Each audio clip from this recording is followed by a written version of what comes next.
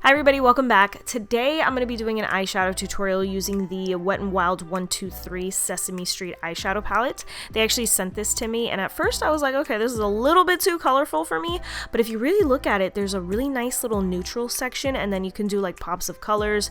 There's a nice green, there's pinks, so it's actually a nice kind of well-rounded palette, honestly.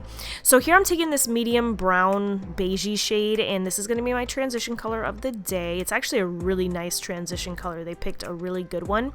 And then next up, I'm using a yellow. I don't think I've ever used a yellow eyeshadow on my channel, have I? At least I don't remember, but this one is really nice. Look how bright it is. And guys, this is a drugstore palette, you know?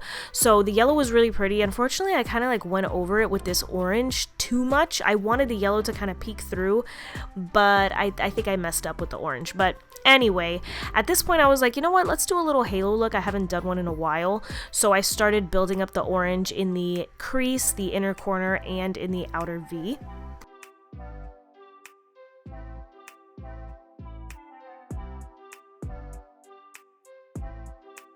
So were you guys fans of Sesame Street when you were little? I'm sure I was, like I'm sure I watched it, but I really don't remember. And I don't remember being a huge fan of it, honestly, but this is a really pretty palette. Here I'm taking a nice chocolatey brown and I'm deepening up the look just a little bit. I didn't want to go too crazy. I wanted just a little more definition, you know, it needed it. I don't know if you saw the difference, and you can kind of see the yellow peeking up still here.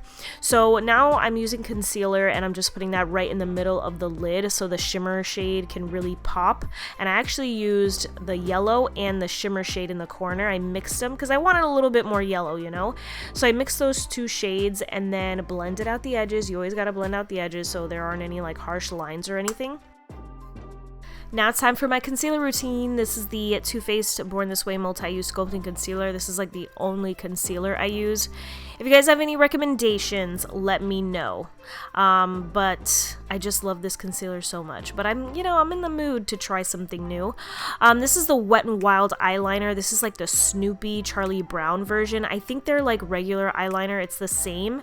They just, for the Snoopy Charlie Brown collection, they just, I don't know, did different packaging. I could be wrong.